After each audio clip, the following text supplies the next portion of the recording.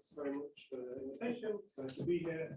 I'm an experiment, liking the board things. So this is based on some work for my thesis. It's kind of early days, but I can tell you something.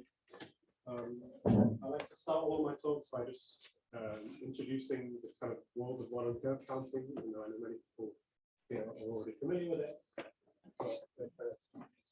Settle is as follows. So off with some projected variety x.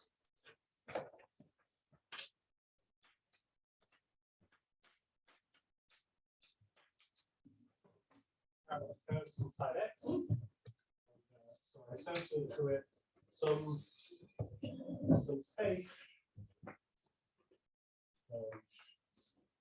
M of x, which is something like the space of curves in x.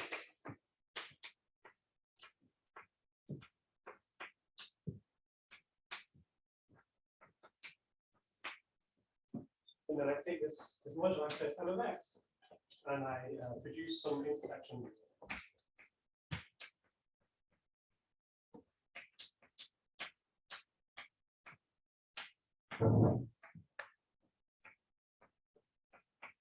Which maybe I like integrals and some harmonic classification against the moduli space.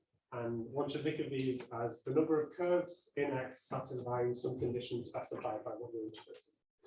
So this one are like curves. And maybe the rule is that M of x, in order to do this, M of x needs to be compacted.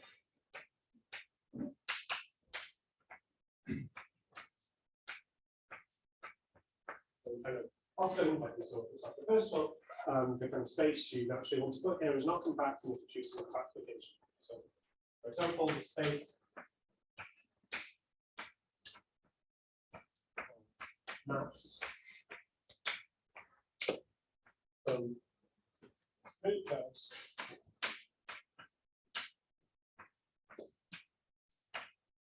to x. Say it's degree from genus G is what compact.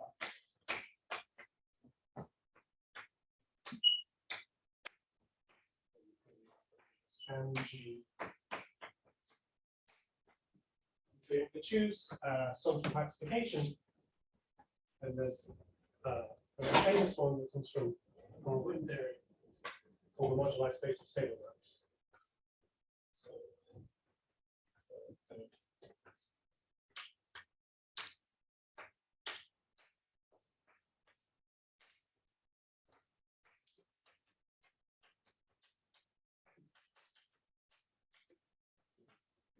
moduli space.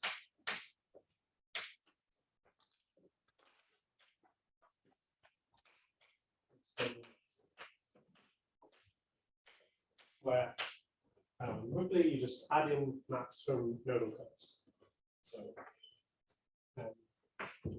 so same notation, except I've got a bar over the end, and it's compact. And also, people often think about not just curves in X, but curves with n labels on it. So n marked points.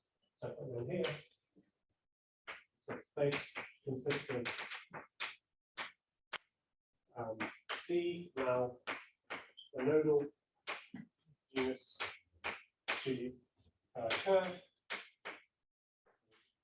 I distinct points on C, and some degree D parameterization has to be taken.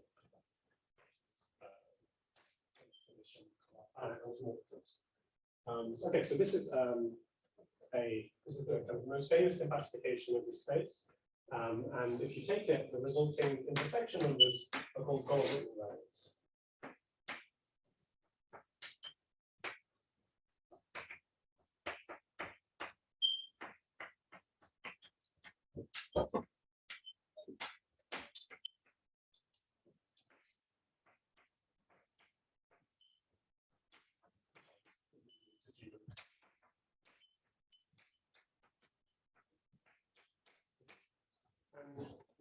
maybe just what I want to tell you first is that this is a compact negation, but there's another one, or there are others given by something called Quasimaps. So I'm going to next tell you what that is.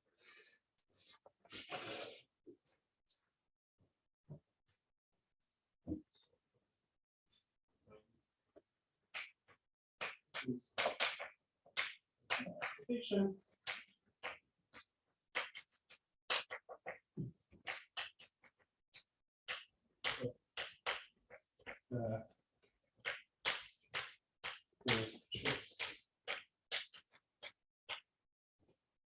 Okay, so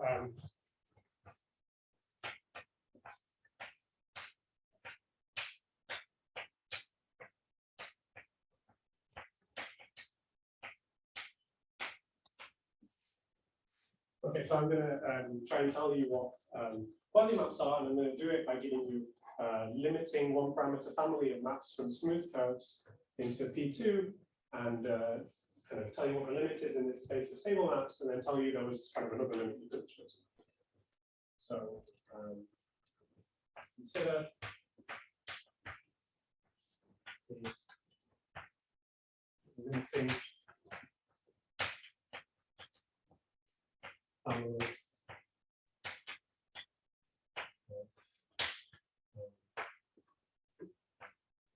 degree 2 maps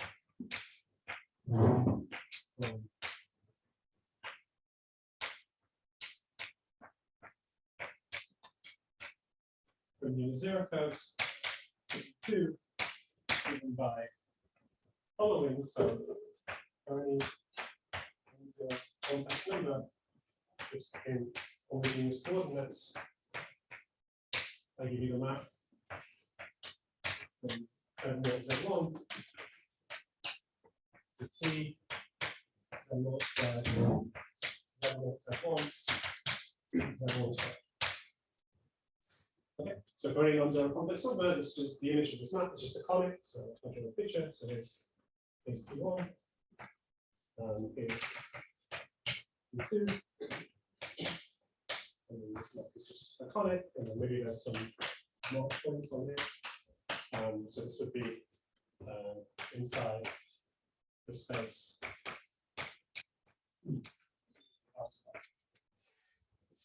Okay. And then what happens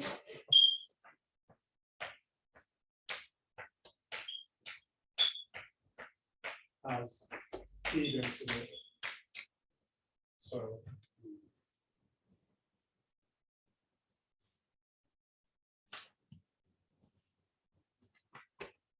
any questions? Okay. So if I just like naively set equal to 0, I get this formula.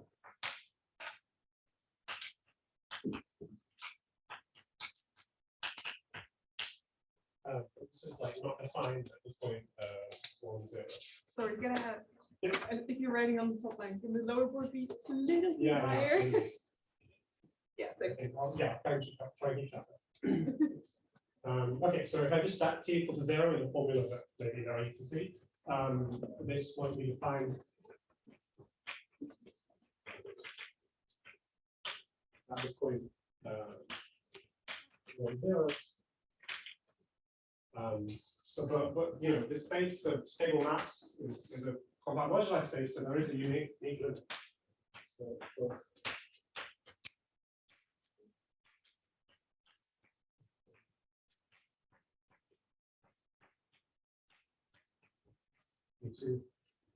two. What is it?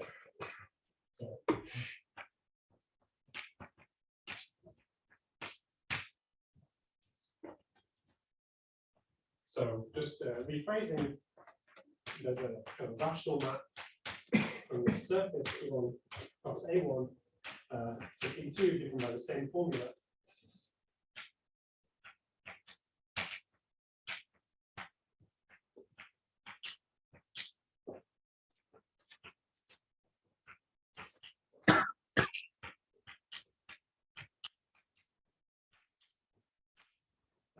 you can resolve this rational map by following the source to get a morphism.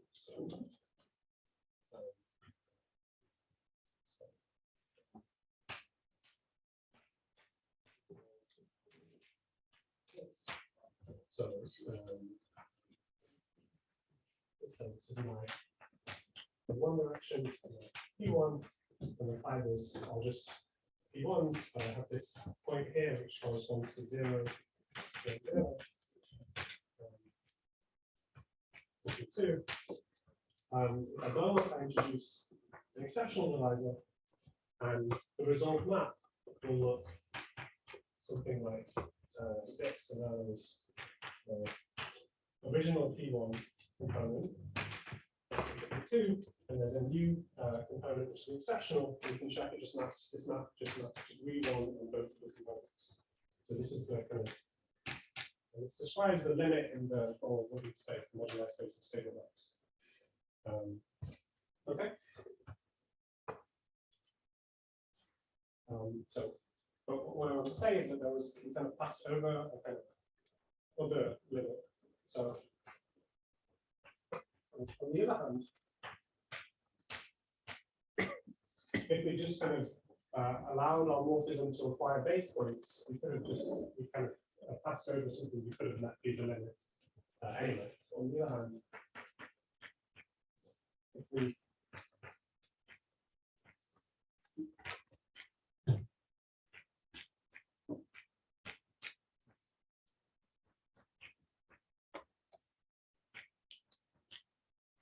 points.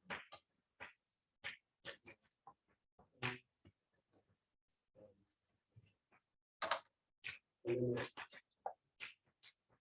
could be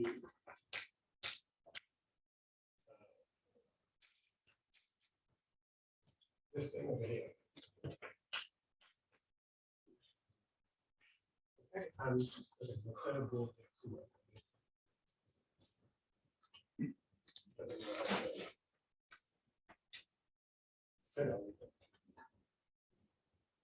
I'll leave it that way.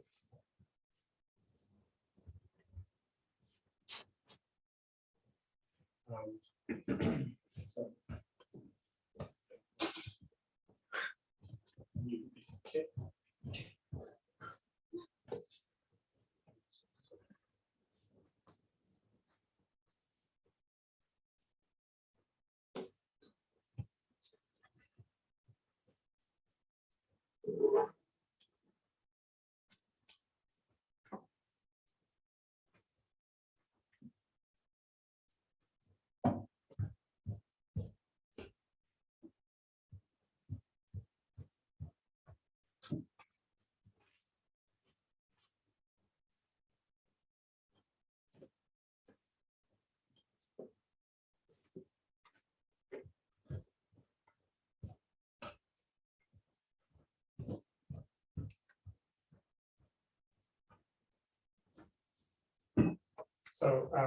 So I'm saying that okay, there was some limit in the moduli space of stable maps, which was given by introducing this extra rational component, but we could have given this other limit if we'd allow homomorphism to acquire base points. And in fact, this thing here defines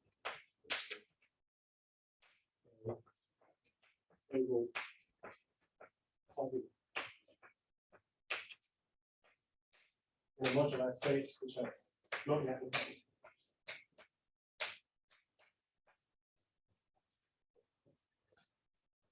Any questions? So now I'm going to give you a definition, but maybe just a kind of remark. Morphism of the projective space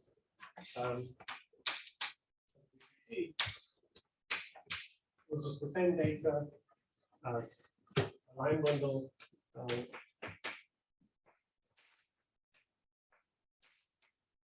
on C of degree V, and 1+1 sections of that line bundle. which don't simultaneously vanish.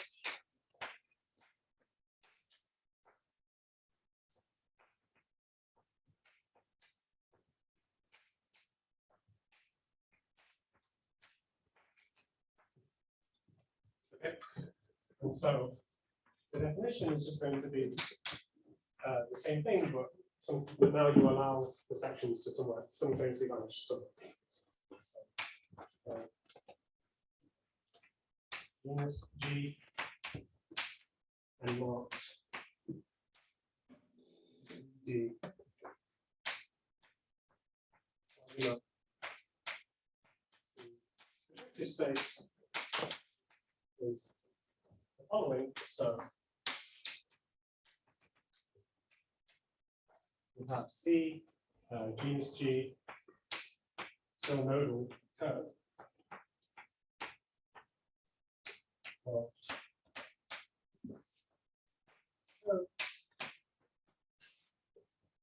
And then L, a line nodal on C, degree D, and then +1 sections.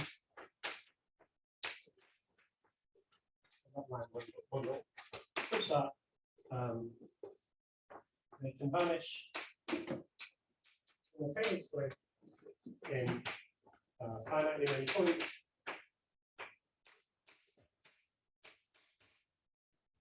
away from those logics.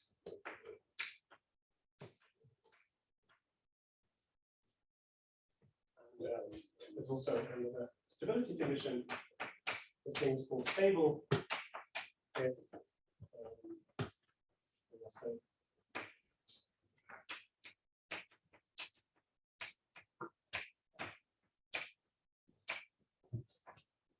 if this line bundle is ample for all positive rational absolute. So there's the characterization of stability in the Moduli theory can be said with a similar condition where you put, like, I guess here, the pullback at 0.3. And now I'm saying something similar, but kind of for any rational number absolute. And what this means is, if you translate this into a statement about the combinatorics of the curve, it means that if you have a rational piece, it has to have at least 2 special points.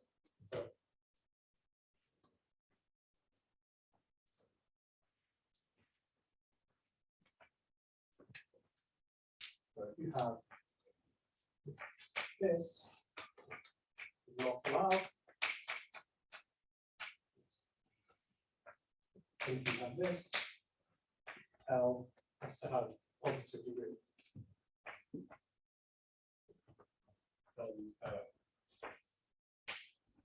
If you also have a elliptic component with no special points, then will also have positive degree. So that's kind of similar to what. So, okay, so here's a definition.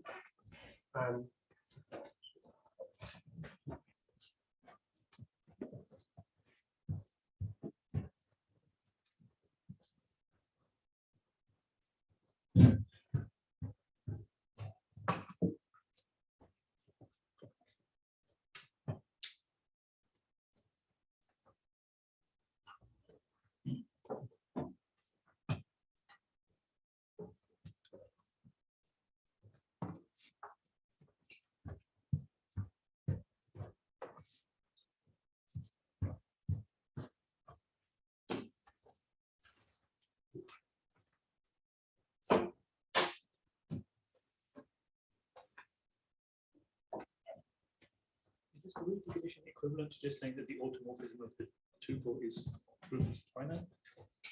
Not equivalent, but it is one-sided. Okay.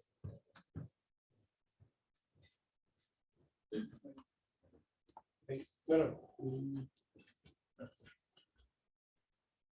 But yeah, if you consider it as like a line bundle with section power. Yeah, curve line bundle with the Yeah, section of the automorphism naturally finite. That's right.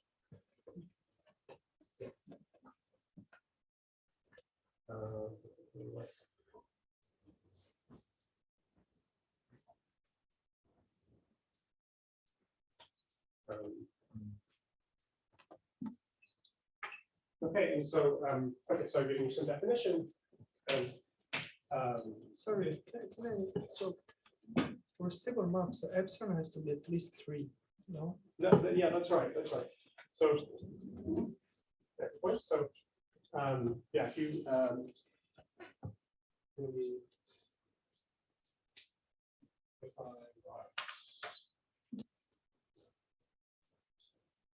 if I write the degree here, it'll be like 2g minus 2 plus epsilon times the degree of L.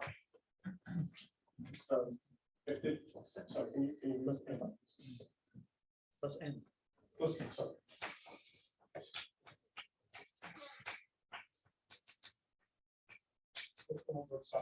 Special points on the curve.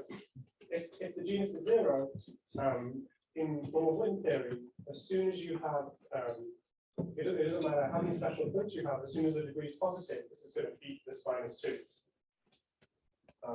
But in this world, if you have one special point, this kind of overall adds up to a -1, then it doesn't matter how positive your degree is on the line bundle, it's still not going to be positive, and that's why this is not allowed. So you are taking away some parts by hand. I don't know really answer. Sorry, I didn't hear that. it's okay. Yes.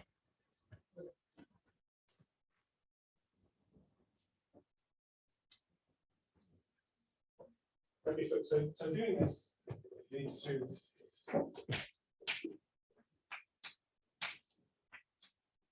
a space of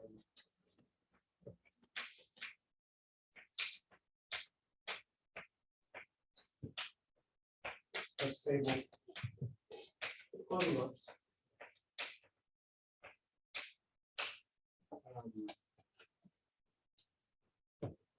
which is this is like another compactification of the space of maps from smooth curves into the projective space. But kind of something we used was the fact that the a morphism to projected space is the same thing as a line bundle or a bunch of sections. There's no similar fact true about any projective variety. So it turns out the space of Quasimaps is more general than projective space, but not true. It does not exist for any smooth projective variety. So so with this example on the left hand board, the grammar with there, is that an example of a stable Quasimap? yeah, no. So the grammar with yeah, that's right. So the question was, is this a stable Quasimap by the definition over there? So I kind of like stuck some 2 markings there, but I did that on purpose because now one of the components has only one special point. So this is not allowed by this thing over here. What's the value property? Yeah. You can't have 2 different limits. I mean, yeah, that's why you can relax your notion of a morphism, right, but then you have to then you have to pick what you want to keep. This is what confusing. Yeah, yeah. Yeah, that's right. So there's only one limit in either space that you can pick. But yeah, thanks. Okay, so this space Quasimaps, and kind of more generally for some kind of nice GRC function.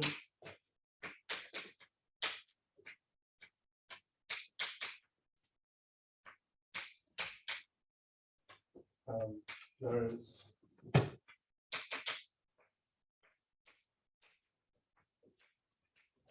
similarly defined space, which leads to intersection numbers, which are called Quasimaps numbers.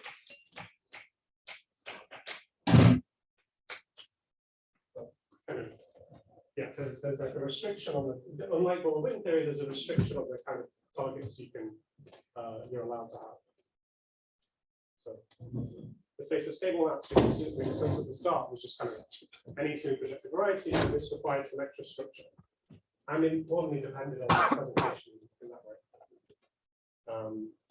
So maybe starting with the Drinfeld and Giggenthal, the first iteration was Marianne, the Candy, it was called the quotients, which is called last money.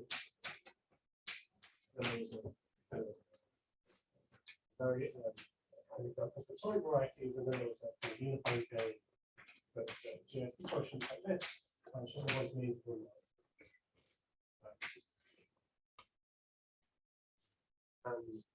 so, maybe I started off this talk and I said, oh, there's a moduli space of stable maps, and then I said, oh, here's this other compactification, and then you think, oh, like why you already have a perfectly good compactification, why you bothering me with another? So maybe I'll just say kind of a couple of the uses.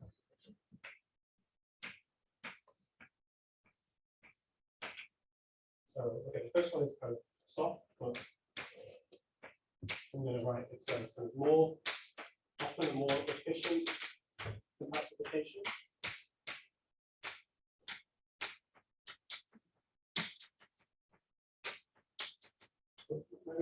Maybe I'll explain this. So the two limits we had were, one of them was in the Goethe space. It looked like this, where I have a degree 1 map from the kind of original P1, and then another degree 1 map from another P1.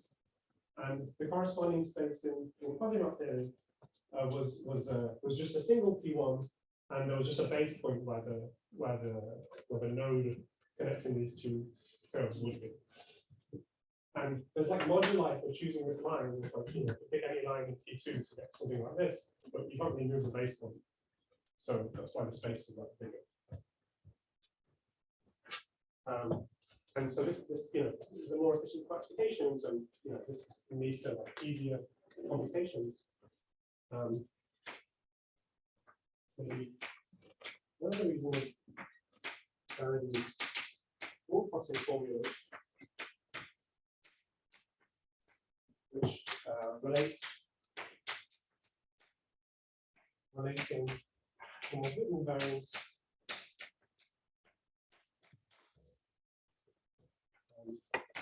Quasimap variance.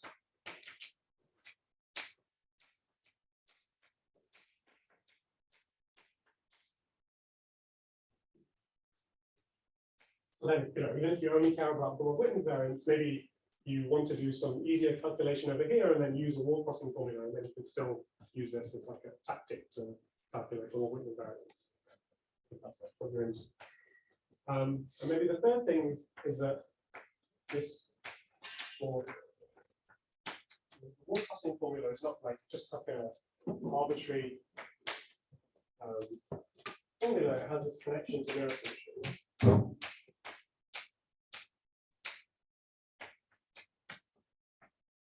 Which is a mirror symmetry, and it's like A model, it's B model, and you want to match up A model invariance of X with B model invariance of the mirror. But if you do one Witten theory, they kind of differ by some kind of strange change of variables, and sometimes that change of variables is this wall crossing formula here. That's just a remark. So about that, there are some uses for this.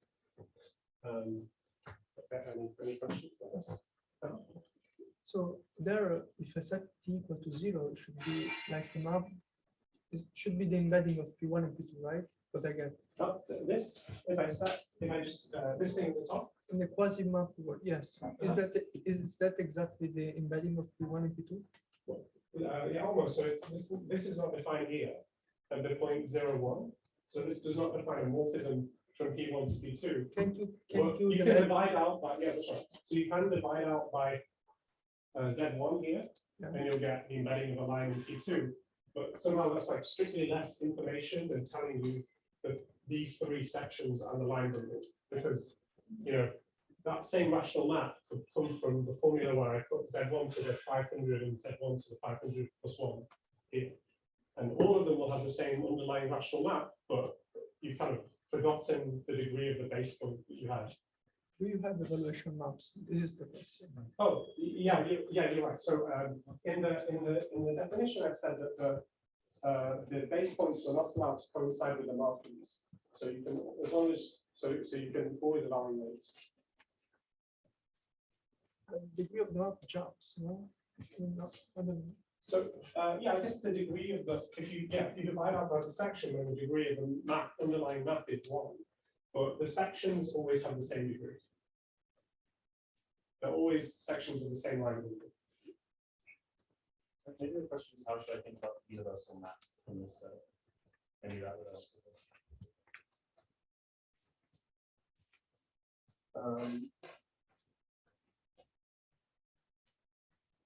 Yeah, I guess. Is that the question? No, if I mean, I have trouble to understand why it's continuous evolution. If you can jump, but okay, Because the base point is not at the moment. This point is somewhere else. It's a quasi map, it's not a full map. Answer the question very good.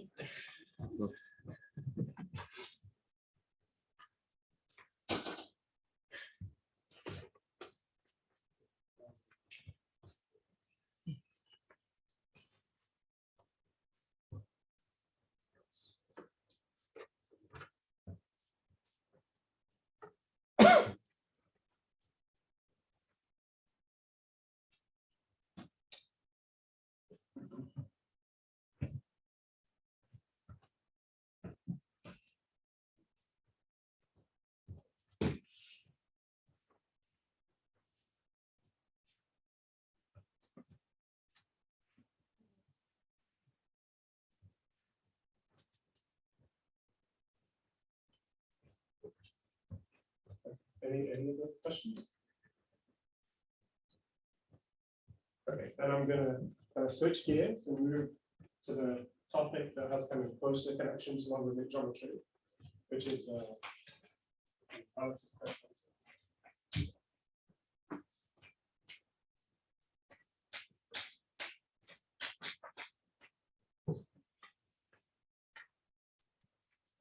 So at the start, I said you start off with some smooth relative variety, and you care about curves in it. Now in the new setup, you start off with x d, where x is smooth relative variety, and d is a simple normal crossing variety. Now you care about, so interested in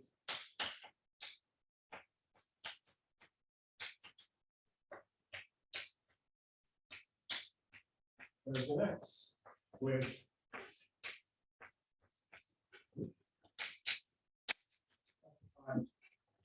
tangencies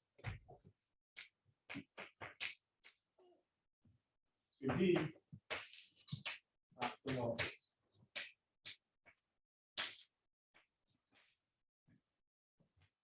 Maybe concretely,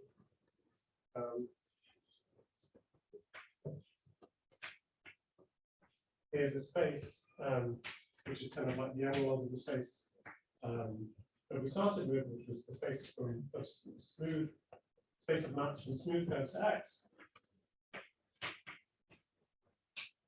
And now,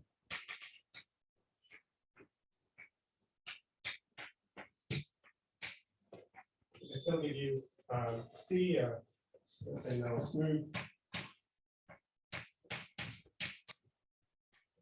genus G curve with markings, and now I insist that the pre-image of D set theoretically is just a set of points we want to PM, and I'm talking what this alpha is alpha a bunch of numbers.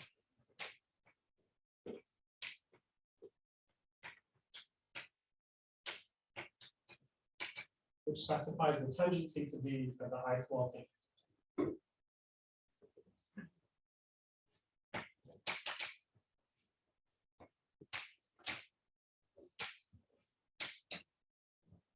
So here's a picture. If this is my divisor D, maybe there are two markings, then we have something which looks like this.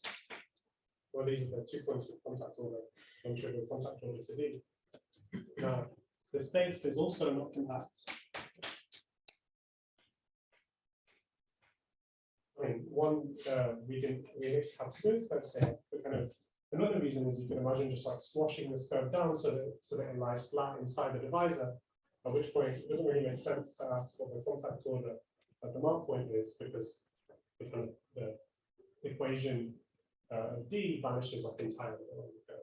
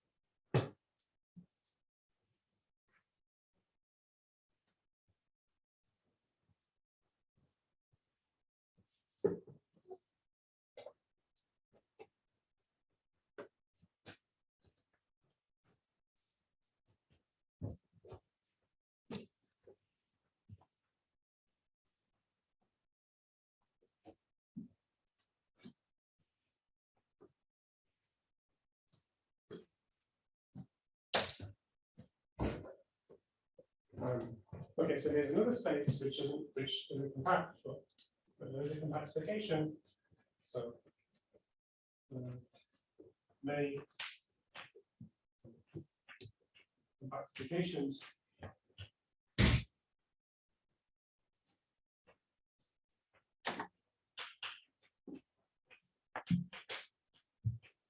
Kind of increasing order of generality. By that G0 for a smooth divisor, and then generally many genus for a smooth divisor, and then the one we discussed today, we saw Rolf, Chandler's and Sieber, which has the connection to logarithmic geometry.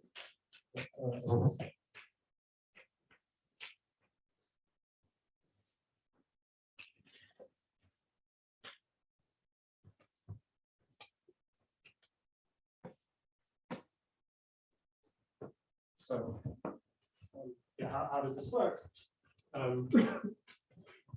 So,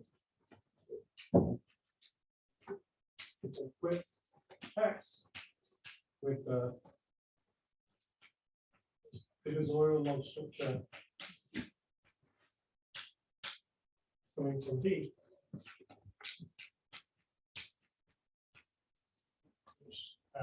just means single out the monomials, just the equation that puts out D. C, the structure of a log curve, and that C to X be the log.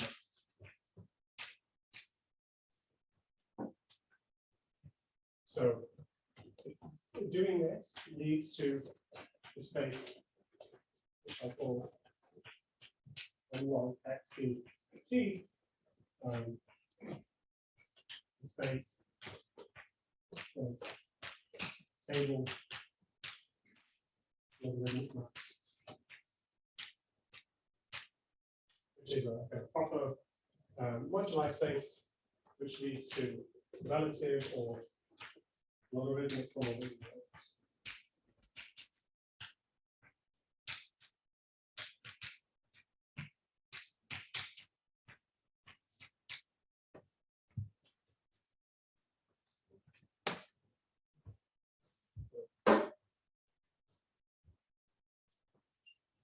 I think if you haven't seen this, it probably may come up at some point in the rest of the week.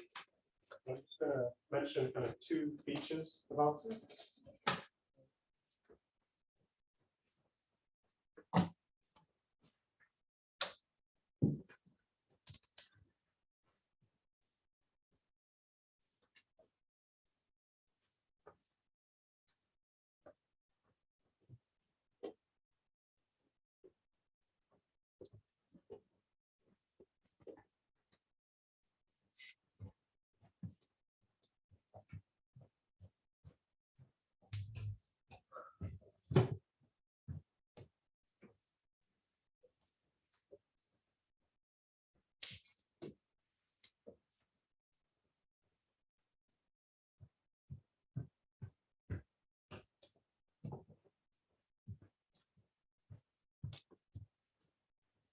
So, okay, so just two things about it. For computations and correspondences. Just the first thing, there are like a whole host of like computational techniques from ordinary Goldwyn theory, like torus localization, the VDVV, given tile formalism, that like haven't got their full analog yet in this setting. So.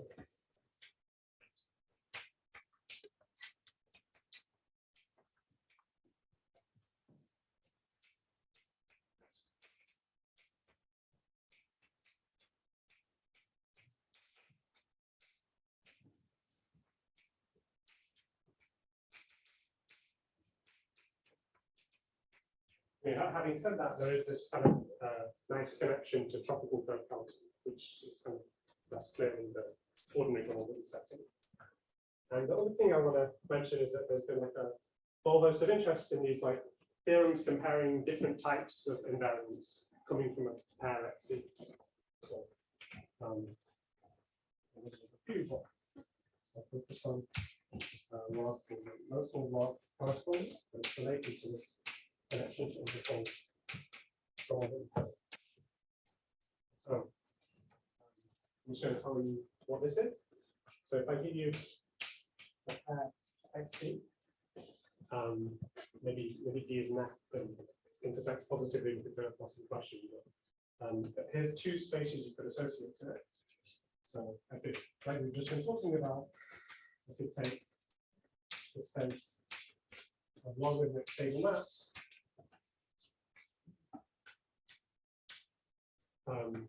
to X, where I have like a single marking that only hits the divisor once, like in the kind of maximal tangency. So that is. Okay, so that's one space. And then here's another. I could take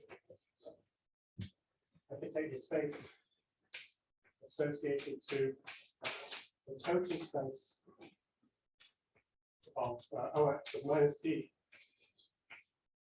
Okay, and I could ask, and both come with their own sets of intersection numbers, which are called logarithmic or invariants, or invariants here, and one could ask how they compare to one another.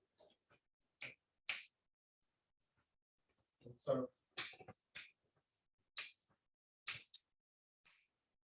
turns out that in genus 0, when D is smooth,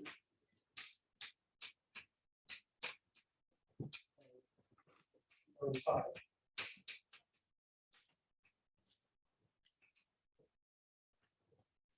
But as soon as you either make the divisor singular or make the genus positive, they don't coincide with it.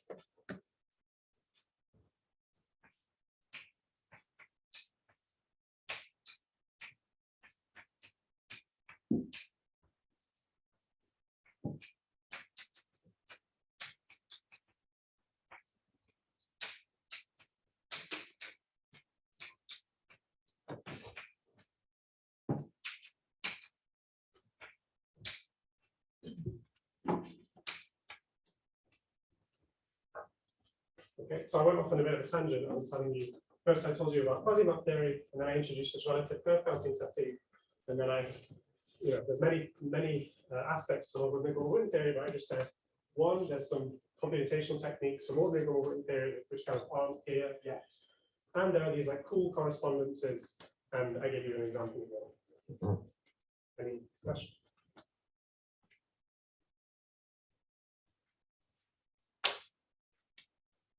I'm sorry, a question. Yeah. Do you allow in your logarithmic compactification a curve to map to its component to map to some to divisor?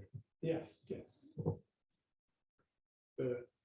That's So before I gave you a picture of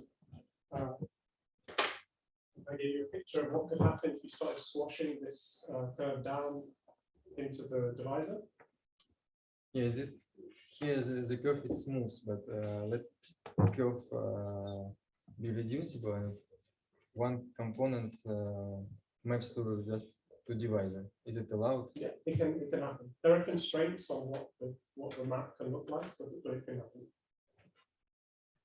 In relative stable maps, it is not allowed. Yes. That's right. Somehow, in relative stable maps, you have these expansions, and that data is governed by the extra data of the slot mesh. In fact, an element will have a lift, a logarithmic lift, but if and only if it has it for the smooth device. We'll have a logarithmic lift if and only if it lifts to a map to an expansion.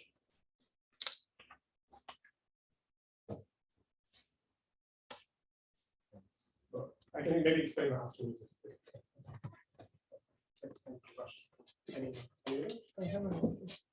So why I'm surprised about the fact that there you put the D as alpha. Yeah. And why, on the right hand side, it seems to me that you can have every alpha. Sorry. Yeah, maybe I wasn't very clear. Okay. So what I didn't really write it very well, but I was just considering there's one mark point, and I wanted to hit the divisor once with maximal tangency. So conics in P2 with one marking, which hit the conic, which hit the line with which is the divisor with tangency 2. And in this, there's no tangency. This is the ordinary normal Witten space for the total space of this vector number, of this line number. So when you say coincide, you mean by spaces? No, I mean the virtual classes coincide inside the space of absolute stable maps. But yeah. I'm surprised about that. Can't you meet D in many points? In the right hand side, aren't you considering also curves that meet the divisor of D, not only in one point with the grid D, but also with the in many points summing up to D? In here, you can hit. There's no marking. You can hit this as a space is just a space of stable, or let's say, yeah, it's just a space of stable maps to X as a space. But the obstruction theory has some obstruction bundle, which means that the class is different to the ordinary class on the space of stable maps to X. And that obstruction bundle does something to the virtual class of X, which coincides with taking this class inside the space of absolute stable maps to X.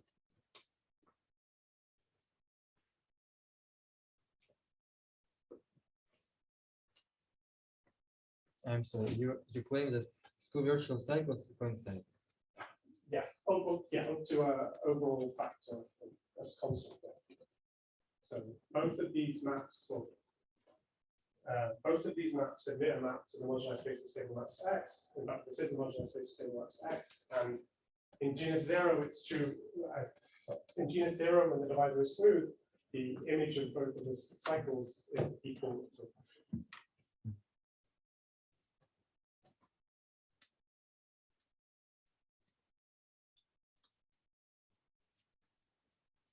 You mean the map from the left hand side to the map of stable maps? You forget the logarithmic stuff.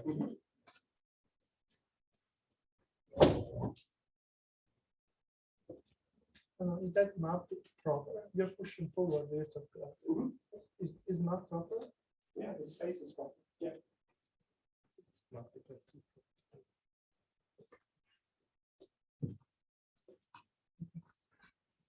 thanks. Okay, so yeah, I took you on some kind of detour where I told you about two things about logarithmic normal Witten theory, and now I just want to circle back to the kind of title of the talk, which was this Quasimap theory.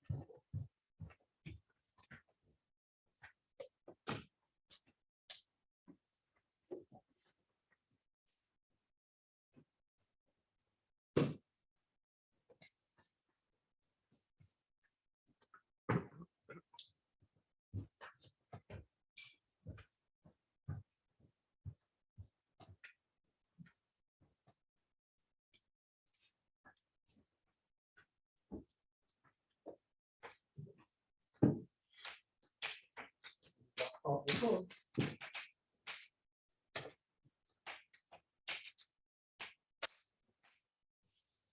So before I said there was some space given here, which wasn't compact, and then I gave you a stable maps compactification. Maybe what about a compactification of that space, which has space?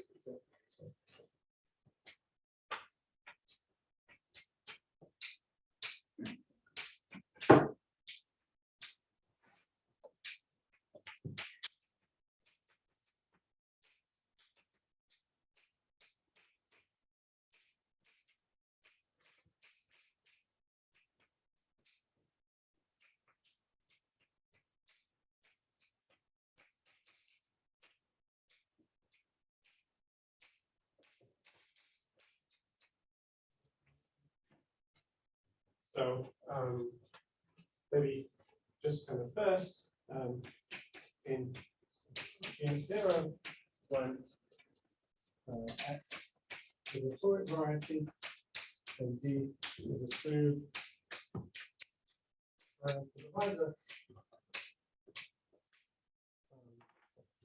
From Navaju, here, give a proper compactification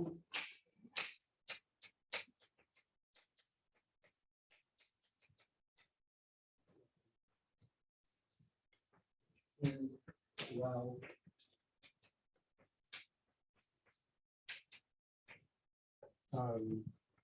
by taking the closure in space of absolute steadiness. Absolute positives. Which means without x. And so, what about when you remove some of these assumptions?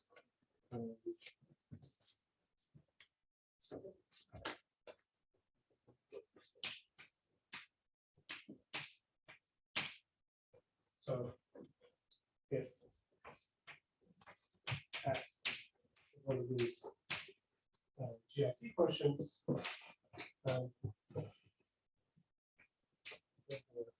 vector space quotient with the divisor pulled back from small g, and there exists a proper moduli space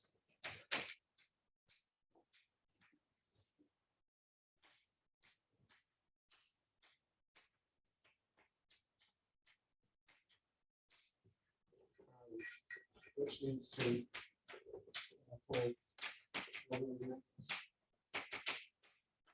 Quasimaps invariants, which agree with this theory when they both coincide.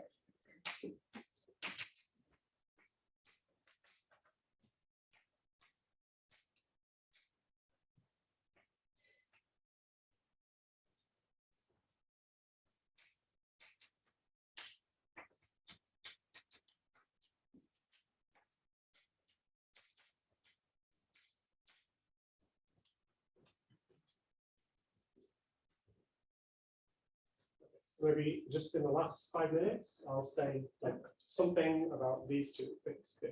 Yep. Is your space defined by closure, or do you have a nice description of it? No, it's defined using the. You can either define it as a space of logarithmic maps to this to using the space of logarithmic maps to the Qaasim time of the function.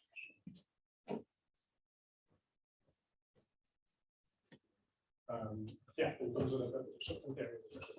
Yeah, so maybe last thing I'll say. Oh, you may use the last one. Oh, yeah. Just put everything down. Yeah. Rather put everything down.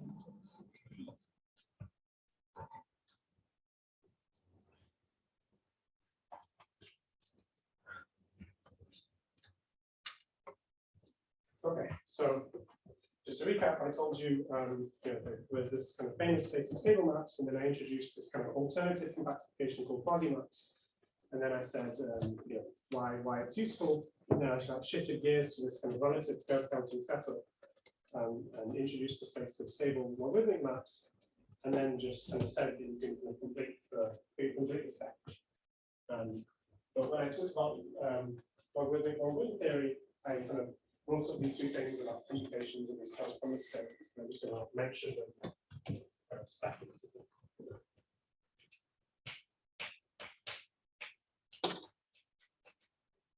So, one, which is the computations, there were these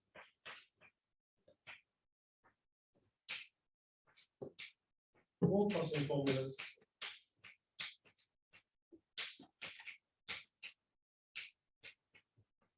in Moduli setting of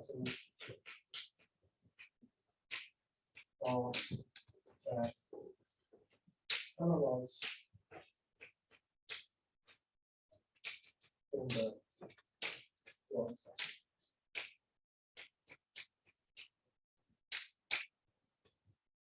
And then I'll just write in some evidence from another paper, which says that they write down a generating function of these Quasimap invariants and show that it's equal to a function from a paper of Van in Europe, which is a kind of close to a generating function of logarithmic invariants, where the close means a kind of wall crossing formula change of variables away. So it looks like maybe there's something here, but that's the kind of speculative thing I said for now. And then two, maybe this local log correspondence. I mentioned that these two spaces coincided when the divisor was smooth and when you had genus 0, but as soon as you change either of those things, it just failed. Okay, because of time, I'll just pick one. Maybe this is maybe more I can say, but let me just do an example where x is P2 and D is just a union of two lines. But I want to consider a logarithmic theory which has two markings where you're maximally contact to the first marking to the first line, and maximally contact to the second marking of the second line. And you could compare this space, so which I'll just call, I'll just label like this, and let's see the discrete data with the space for the total spaces of the line couples for the divisors. Now, the class here is just because it's just a product of the classes for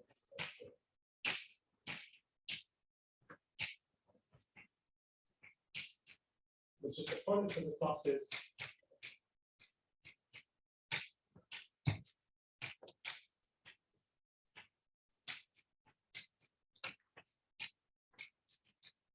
of the two spaces for the separate bundles, but by the fact that when they're smooth and in genus 0, you can just equate this with the space of maps to the first line and the second line.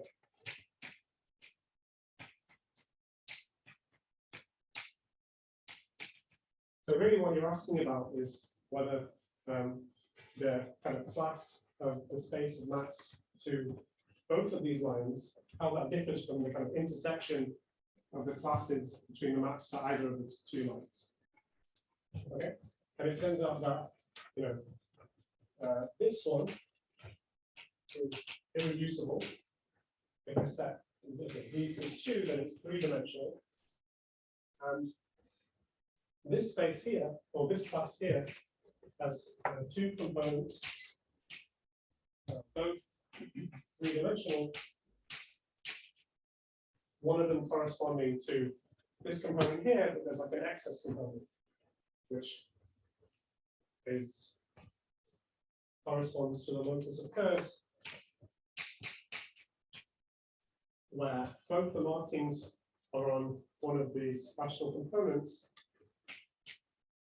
which gets contracted to the point in the intersection of the two lines, and the two exterior components both map onto a line P2. Anyway, the point I want to make is just that this excess component was only there because I allowed these rational tails, these components with only one marking. And in the world of Quasimap theory, just by the stability condition, this component just goes away. And so if you try to make the same comparison where I just replace all these n's with q's, suddenly the equality just happens like on the nose. And so it could help to explain the difference between these two things in probability. Okay, thanks.